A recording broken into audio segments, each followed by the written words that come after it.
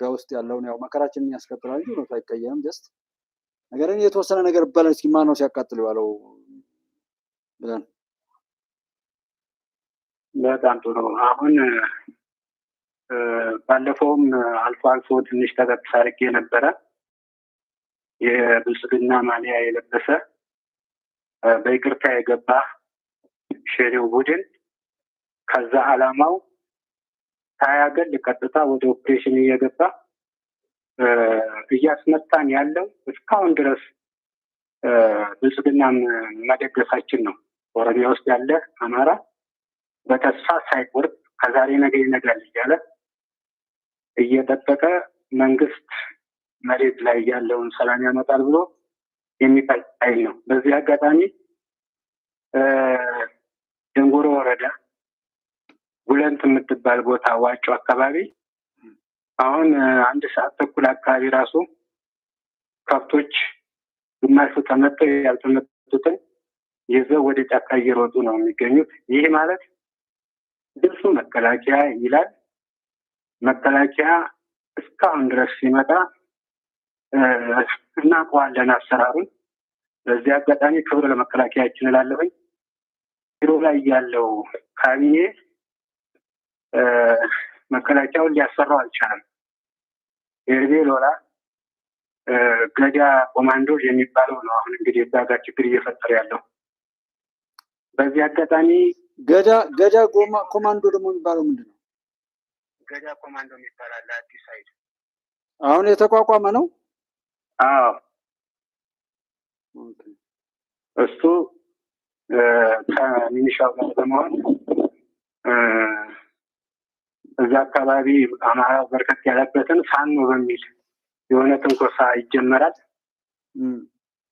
መተማመን አልቻለም። ትንኮሳው በሆኑ ባልሆኑ ነገሮች ይነሳና ቀጥታ ወደ ብሔር ግጭት አንተ ፋኖ አንተ ሸኔ ወደ መባባል ይዞርና ቀጥታ አንድ ደግሞ ለዚሁ ማሳያ ለ5 ዓመት ዘላቂ ሆኖ እየተሰራ ያለው ገበሬው ተከናክሎ ከላው ላይ እንዳይከላከል መሳሪያ ገፎ ለአደጋ ካጋለጠ በኋላ ቢጠብቀው ጥሩ ነው። ወጥቶ እንዲገባ አርሶ እንዲበላ ቢጠብቀው ጥሩ። መንግስት አሁን እዛ ጋር መስራት ያለበት ወይ ዜጎችን መጠበቅ፣ አለበለዚያ ከራሳቸው ላይ እንዲከላከሉ ፍቃድ እንኳን ቢሰጥ በቃ የመጨረሻው ሰዓት ላይ ነው። ህዝቡ ተስፋ ቆርጧል። ተስፋ ቆርጦ ያንን አካባቢ እንዲወጣ የ5 ዓመት እቅዳችን ነው ሲባል እንሰማ ነበር ከሸኔው። ያ ነገር ጠንቅቆ እየተካሄደ ነው ያለው። አማራ አለ፣ በትክክል አለ። ግን ቀስ በቀስ ብዛት ያለበትን ቦታ የማመናመንና በሂደት እየተፈናቀለ ነው ያለው። እስኪ አሁን ዛሬ ላይ አሁን ምንድን ነው የተፈጠረው? አሁን ይሄ በዚህ ከጓዝዮን አንስቶ በሰላሌም አዋሳኝ ላይ ከአማራ ክልል ጋር ባለው ያው ብዙ ቀኑ ነው። ከዛ በፊት በነበረው ላይ የንብረት ማቃጠል ነገር እንደ አዲስ በደንብ ተቀናይቶ የማካሄድ ነገር ነው ያለው። ይህንን መንግስት ኦሮሚያ ክልልም ይሁን እንደ ሀገርም እንደ ክልል መንግስትም ይሁን ይህንን ችግር እስካላስቆመ ድረስ አብሮ አቃጠለ ለማለት ያስችላል የሚል መደምደሚያ መስጠት እችላለሁ እኔ ራሱ። ምክንያቱም ይሄ ችግር እዛ ቦታ ላይ ከተከሰተና ይሄ ጉዳይ መቆም እስካልቻለ ድረስ የህዝብን ደህንነት እስካልጠበቀ ድረስ ሆን ተብሎ ነው የሚሰራው። መንግስት ራሱ አቅመቢስ መሆኑን በይፋ ማመን መቻል አለበት። በዚያ ላይ ፕላስ ምንም እየተወራ ነው። እኔ እንደውም ስለ አሩሲ አካባቢ ላይ ስላሉ አንዳንድ ነገሮች አሩሲ ላይ ኦርቶዶክስ የተገደሉ ተብሎ የሚጮህበት ሁኔታ አለ። ስለ ወለጋ እዚህም አሁን ቤተሰቦች አሉ እዚያ አብረውኝ እኔ ቤት ውስጥ ያሉ የጓዝዮን እና የዚህ የሰላሌ ፍቻ አካባቢ ልጆች የሚሆነውን ነገር ይነግሩኛል በየቀኑ። ግን የመንግስት ሚዲያዎችም ወይም ኢትዮጵያዊ ሚዲያንን ስለ ኢትዮጵያ እናወራለን፣ እንሞታለን፣ እንገዘታለን የሚሉ ሰዎች ሁሉ ሲያወሩ አለ። ዛሬ ምንድነው የሆነው? ዛሬ ለምንድነው እንደዚህ እንትን የሚባለው? ህዝብስ ጠይቆ ነበር ወይ? ጠይቆ ምንድን ምላሽ ተሰጠው? የሚሉትና አንዳንድ እንደው ቢሰሙ ቢነገሩ ብለህ የምትላቸውን ነገር ትነግረኝ። ዛሬ በደንብ አላገኘው ብዬ ነው እንጂ እዛ አካባቢ ላይ የነበሩ የመከላከያ ሰራዊት አባላት ነበሩ፣ በግል የቤተሰብ ምናምን። ስልካቸው አላነሱልኝም፣ እየጠራ ማለት ነው፣ ግዳጅ ላይ ሆነው ይሆናል። እሱን ሁሉ ጨማምረን እንመጣለን። ግን ምንድነው የደረሰው? ለምሳሌ ስንት የተቃጠለው ስንት ቀበሌ ላይ ነው የደረሰውን ነገር ንገረንና ከልብስ ጀምሮ አንዳንድ በግ ያወራናቸውን እስኪ እዚህ ላይ ድገማቸው እስኪ አድማጭ ተመልካቹ ይስማው። የኢትዮጵያን ያው የመንግስት ውስጥ ያሉ ሌቦችን ጉድም ይስማ፣ መንግስትም ገመናውን ይስማ ብዬ ነው። በጣም ጥሩ። አሁን ከትላንት መንደር 6 መንደር 4 የሚባሉትን ከጉትን ከተማ ለኦፕሬሽን ሲሄድኩኝ ብሎ መንግስትን ወክሎ የወጣ አካል ቤት ማቃጠል በጣም እሱ ነው። አሁን ደግሞ በጣም ያመመን በሸኔ በፋኖ ወይም በጀጎሳ በምንለው ቢሰራ አይደንቀንም። እስካሁንም በእጃዞ የተሰራ ፖለቲካ ነው፣ የጁንታው እጅ ነው ብለን እየሄድን ነው። ከቢሮ ስምሪት ወስዶ ከቡትን ከተማ ሄዶ መንደር 6 መንደር 4 ማቃጠል። ሁለተኛ ዛሬ ጉለንት የምትባል ቦታ ደንጉሮ ወረዳ ዋጮ አካባቢ ቤት መለኮስ ጀመረ። መከላከያው ከኋላ ሲመጣ ልዩ ኃይልና ኤርጌዶላ ገዳ ኮማንዶ የሚባለው ያንን ሽፋን በመጠቀም ነው የሚሄደው። እዛ አካባቢ ያለው ከራሱ ላይ ይከላከላለሁ ብሎ አኩራፊ ሆኖ የቢሮውን ስራ አኩርፎ ያገለለ ገበሬ አለ። ፋኖ ተብሎ የተፈረጀ ውስጡና ያ ከላው ላይ እንዳይከላከል እንኳን አድርገውት ያ እንዳይከላከል መከላከያ ጋር መግጠም አይፈልግም። መከላከያ አውቆ አይደለም ያንን እንደማይሰራ ያውቃል። በመከላከያ ልብስና ልዩ ኃይል ኤርቤሮላ እነዚህ 3 4 5 ነገሮች አሉ። አሁን ማተም እንኳን የራስባቸው እነሱ መለኮስ ሲጀምሩ እነዛ ፋኖ ብለው የሰየሟቸው የተኩስ ምልልስ ሲጀምሩ ነው ቤት መቃጠል ራሱ የቆመው። ከዛ በረት ላይ ዋጭው ላይ ከብቶችን ገደሏቸው። ልክ ጅንታው ጊዜ ግመልና እንትን በዚህ በአፋር በኩል ሲገሉ እንዳየነው ወለጋ ላይም ተከሰተ። እንግዲህ ይህንን እንኳን ለማናገር ወላሂ እየሮጠ ነው ያናገረኝ። እየሮጠ ታው እዚህ ጋር ሊበቃ እኔም አደጋ ላይ ነኝ ከተረፍን ነገ እደውልልሃለሁ ብሎ ቅድም 1 ሰዓት ከምናምን አካባቢ ነው የዘጋው።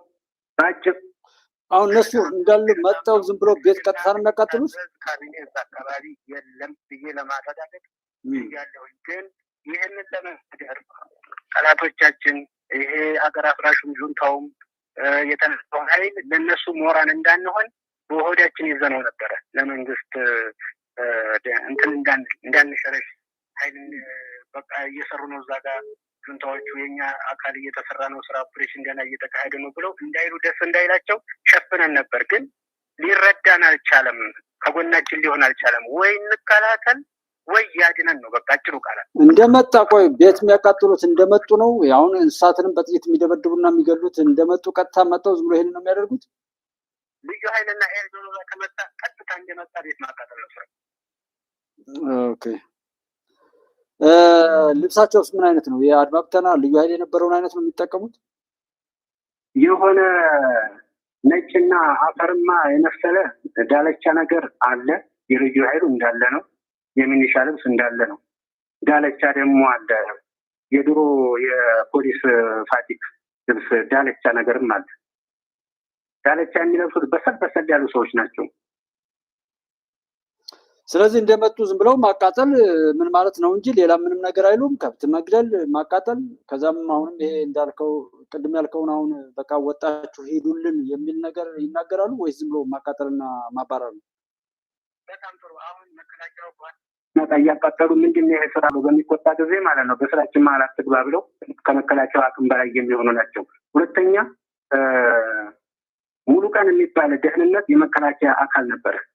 መንደር 6 መንደር 9 መንደር 10 ከቤኒሻንጉልና ከ3 እና 4 ወረዳ የሚገናኙበት ቦታ መጥፎ ቦታ ነበረች። ያንን ሰላም ያመጣ እሱን ፋኖ ብሎ ፈርጀው አስረውታል። ትክክለኛ ሰው ይዳል ታው የሚል አካል ከኦሮሞም አለ ከአማራም አለ። ያ አካል ስብሰባ ላይ ከተናገረ ይታሰራል። ራሱን ከተከላከለ ፋኖ ይባላል።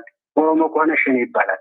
ታው የሚላቸው አካል በኦሮሞ ውስጥ ያለው ሸኔ ተብሎ ይፈረጃል፣ በአማራ ውስጥ ያለው ፋኖ ተብሎ ይፈረጃል። በቃ ይሄ ነው ስራው።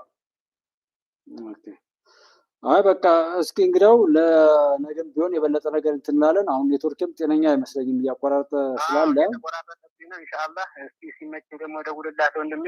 በጣም አመሰግናለሁ። ይሄንን ለሚመለከተው አካል አድርስልን። ሰላም ለህዝባችንና ለሀገራችን፣ ክብር ለመከላከያችን ይጀምር። አመሰግናለሁ። ክብርልኝ። ደህና ነሽ።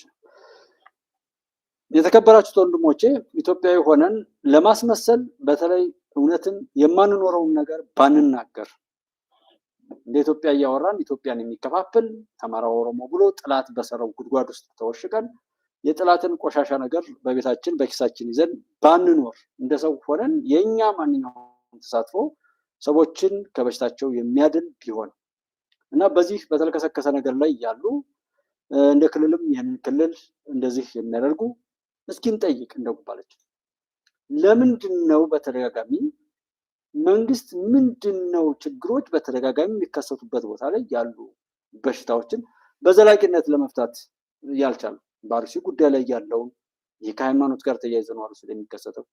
ወለጋ አካባቢ ላይ ያለው ጥቂት የሆኑ ቀበሌዎች አካባቢ ላይ በተደጋጋሚ ይከሰታል። ለምንድን ነው ይህንን መፍታት ያቃተው?